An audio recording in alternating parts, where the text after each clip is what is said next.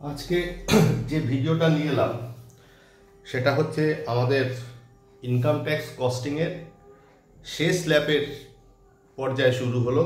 তো আমি সিলেবাসটার দিকে একবার চোখ বুলোচ্ছিলাম। তো আমরা খুব তাড়াতাড়ি শেষ করে ফেলবো, আশা করছি জুলাই মাসের 20-22 তারিখের মধ্যে আমাদের টোটাল ট্যাক্সটা হয়তো আমরা কমপ্লিট করে ফেলতে পারবো।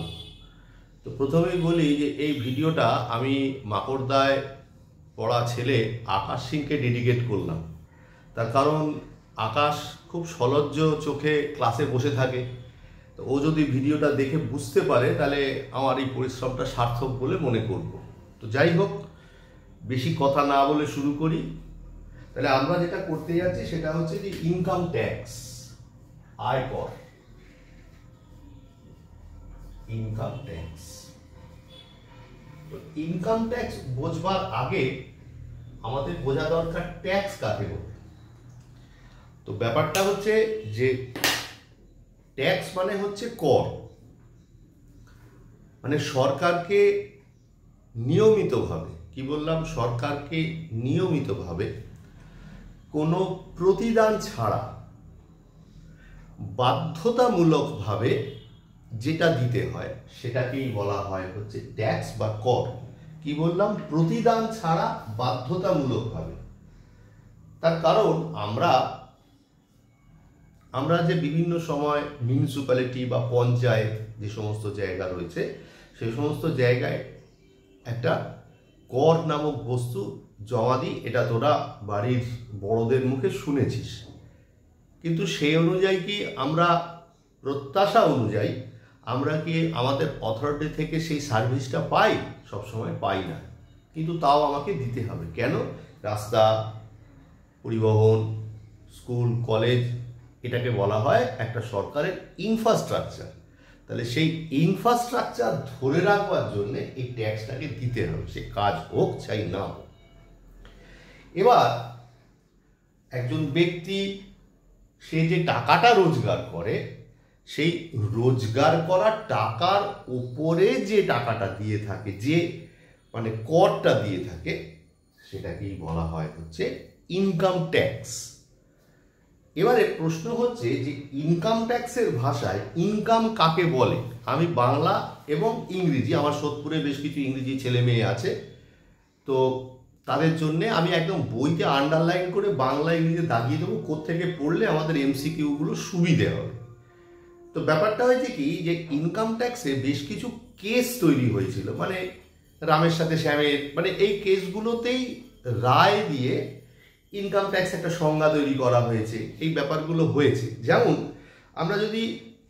আমরা যে বইটা পড়ে থাকি সেই বইয়ের দিকে তাকাই, বলছে commissioner of income tax Bengal versus Wallace company limited. মানে commissioner of income tax Bengal, মানে ইনকাম ট্যাক্সের যে কমিশনার মানে আমাদের পশ্চিমবাংলার বেঙ্গল, তার সাথে ওয়ালেসের একটা কেস হয়েছিল। সেই অনুযায়ী একটা মামলা তৈরি হয়েছিল। সেই মামলায় যে মানে সিদ্ধান্ত হয়েছিল, সেই সিদ্ধান্ত অনুযায়ী বলছে যে নির্দিষ্ট উৎস বা উৎস সমূহ থেকে যে নির্দিষ্ট সময়ের ব্যবধানে নিয়মিতভাবে যা আশা করা যায় বা যে প্রবাহ হয়ে থাকে সেটাকেই বলা হয় হচ্ছে ইনকাম।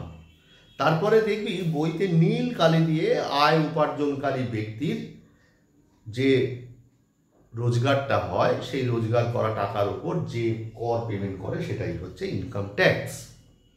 এই ইনকাম ট্যাক্স বোঝবার পর আমরা এখানে তিনটে জিনিস সম্বন্ধে একটু জানব। একটা হচ্ছে ট্যাক্স, 2 নাম্বার হচ্ছে ডিউটি, আর 3 নাম্বার হচ্ছে সেস। এগুলো কাকে বলে? তো ট্যাক্স সম্বন্ধে আমি কিছু কথাবার্তা তোদের বললাম। তো ট্যাক্স কি বলছে? যে কোনো ব্যক্তি প্রতিদান ছাড়া সরকারকে যা প্রদান করে তার আয়ের উপর, সেটাই হচ্ছে ট্যাক্স।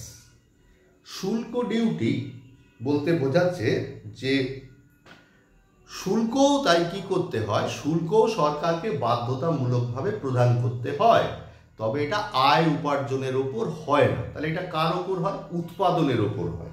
সেই জন্যে কি বলছে? উৎপাদন শুল্ক, বহিঃশুল্ক। বহিঃশুল্ক মানে বহি অর্থাৎ বাইরে যে ট্যাক্সটা দিতে হয় সেটা। আর হচ্ছে কি সেস। সেসের বাংলা কথা হচ্ছে উপকর। উপকরও সরকারকে বাধ্যতামূলকভাবে প্রদান করতে হয়। এবার এর ওপরেও কোনো ব্যক্তি বা প্রতিষ্ঠান এই উপকর দিয়ে কোনো কিছু প্রত্যাশা করতে পারে না। তবে এই উপকর মানে সেস গভর্নমেন্ট ঠিক করে থাকে। যেমন ধর গভর্নমেন্ট বললো যে আমি এডুকেশনের ওপর একটা উপকর নেব, তাহলে এটাকে বলবো এডুকেশন সেস। কেমন? তারপরে সরকার আগে থেকে ঠিক করে রেখেছে যে এই এডুকেশন খাতেই এইটা খরচা করবে। তারপরে একটা তুলনামূলক আলোচনা রয়েছে, সেটা একটু দেখে নিতে হবে। এরপরে আমরা চলে যাব আয়করের উদ্দেশ্যতে, মানে আয়করটা কেন আয়কর তৈরি করা হয়েছে। প্রথমত আয় বৈষম্য কমাবার জন্যে ইনকাম ট্যাক্সের ব্যবস্থা করা হয়। যারা কম রোজগার করে তারা কম ট্যাক্স দেবে, যারা বেশি রোজগার করে বেশি ট্যাক্স দেবে। তার মানে কি? তার মানে একটা সমাজের মধ্যে সাম্যতা বজায় রাখবার জন্যে ট্যাক্স চালু হয়েছে। এই 3-4-5টা পয়েন্ট আছে, আমাদের এটা পড়লেই হবে। তারপরে ভারতের সংক্ষিপ্ত ইতিহাস, এটা এখনই পড়বার দরকার নেই, যদি যখন এমসিকিউ করব তখন দেখবার চেষ্টা করব। এবারে ব্যাপারটা হয়েছে যে এই যে আয়কর আইন মানে ইনকাম ট্যাক্স অ্যাক্ট, এটা 1961 সালের আয়কর আইন নামে এটা পরিচিত। এটা সারা ভারতবর্ষেই প্রচলিত হয়। কেমন?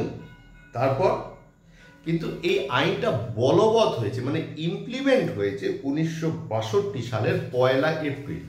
কথা প্রসঙ্গে জানাই, জেনারেলি ইনকাম ট্যাক্স সবসময় শুরু হবে 1 এপ্রিল, শেষ হবে 31 মার্চ। তার মানে কি, ধর এখন 2025 সাল চলছে, 2025 সাল আর 2026-এ গিয়ে শেষ হবে, দেখ 1 বছরই হয়। তাহলে 1 এপ্রিল 2025 থেকে 31 ডিসেম্বর 2025 হচ্ছে, একটু দেখে নে, 31 ডিসেম্বর মানে 2025 হচ্ছে গিয়ে 9 মাস, আর এখানে হচ্ছে 3 মাস। এটা 9 মাস, এটা 3 মাস, তাহলে যোগ করলে কত হয়? 12 মাস। আশা করি আমি বোঝাতে পারলাম। ঠিক আছে, মানে ইনকাম ট্যাক্সের বছরটা এইভাবেই ক্যালকুলেট করা হয়।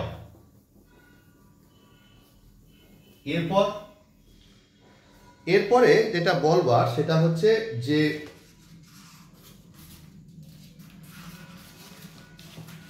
তাহলে 1 এপ্রিল 1962 সালে এটা বলবৎ হয়েছিল। এবার আমরা যখন আয়করটা পড়বো, আচ্ছা একটু দেখতে দে ভিডিওটা কতক্ষণ হলো। 8 মিনিট আর 2-3 মিনিট এই ভিডিওটা হয়তো আমি করব, তার কারণ এত বড় বড় ভিডিও দিলে তোদের ভালো লাগবে না। এখানে যখন আমরা আয়করের বৈশিষ্ট্য পড়ব, সেখানে দুটো কথা খুব পাবো। একটা হচ্ছে প্রিভিয়াস ইয়ার,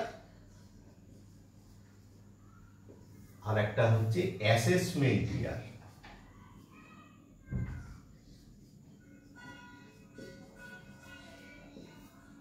প্রিভিয়াস ইয়ার মানে হচ্ছে পূর্ববর্তী বছর, আর অ্যাসেসমেন্ট ইয়ার মানে যে বছরে নির্ধারণ হয়, মানে নির্ধারণ বছর। সব সময় জানবি আমি রোজগার করব আগে, তাই না? তারপরে তো ট্যাক্স দেব। তার মানে প্রিভিয়াস ইয়ারে আমি রোজগার করব, আর ট্যাক্স দেব হচ্ছে অ্যাসেসমেন্ট ইয়ারে, যে বছরে আমার মানে যে সময় আমার অ্যাসেস হবে। কেমন? তো তাহলে প্রিভিয়াস ইয়ার হচ্ছে পূর্ববর্তী বছর, অ্যাসেসমেন্ট ইয়ার হচ্ছে নির্ধারণ বছর। আর একটু খোলসা করে বলা যাক, তা আমার এটা কি চলছে, 1 এপ্রিল থেকে শুরু হয়ে গেছে 2025, আর হচ্ছে 31 মার্চ 2026-এ গিয়ে শেষ হবে। এটা যদি আমার অ্যাসেসমেন্ট ইয়ার হয়, যদিও এই অ্যাসেসমেন্ট ইয়ার হয়তো এখনই আমরা কোনো বইতে দেখতে পাবো না, আমি তাও উদাহরণের খাতিরে বলি যে 1 এপ্রিল 31 মার্চে গিয়ে শেষ হবে। তাহলে এখানে যদি আমাকে অ্যাসেস করতে হয়, আগে তো রোজগার করতে হবে, তাই না? তাহলে রোজগারটা কবে হবে? 1 এপ্রিল